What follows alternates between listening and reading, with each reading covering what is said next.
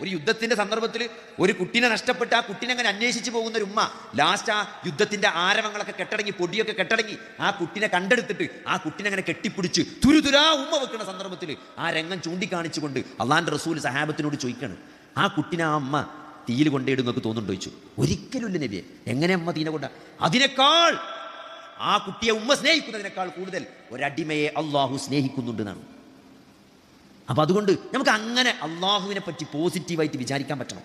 അതെന്നെ ഇബാദത്താണ്. അള്ളാഹു മാപ്പ് തരുന്നവനാണ്, അള്ളാഹു പുറത്തു തരുന്നവനാണ്, അള്ളാഹു കാരുണ്യവാനാണ്, അള്ളാഹു എൻ്റെ എല്ലാ പ്രയാസങ്ങളും കണ്ടറിയുന്നവനാണ് എന്ന് അള്ളാഹുവിനെ പറ്റി മനസ്സിലാക്കാനും അറിയാനും സ്നേഹിക്കാനും നമുക്ക് സാധിക്കുന്നുണ്ട്. നമ്മുടെ ജീവിതം വിജയിച്ചു. നമ്മൾ അള്ളാഹിനെ അങ്ങനെ മനസ്സിലാക്കിയിട്ടില്ല അല്ലേ? അള്ളാഹു റഹീമാണ്, കാരുണ്യവാനാണ്.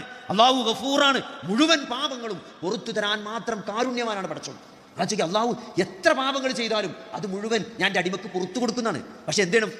നമ്മൾ ആ പാപങ്ങൾ പൊറുക്കലിനെ തേടി പിന്നെ നമ്മൾ നിലപാട് നന്നാക്കി സൽക്കർമ്മ നിരതമായി ജീവിക്കാൻ നമുക്ക് സാധിക്കണം. പിന്നെ നമ്മളതിലേക്ക് മടങ്ങാൻ പാടില്ല. അങ്ങനെയാണെങ്കിൽ പഠിച്ച അതൊക്കെ പുറത്തു തരും, മാപ്പാക്കും, മായ്ച്ചു തരും.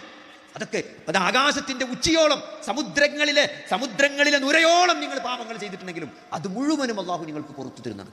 അതാണ് ഗഫൂർ എന്ന് പറഞ്ഞാൽ.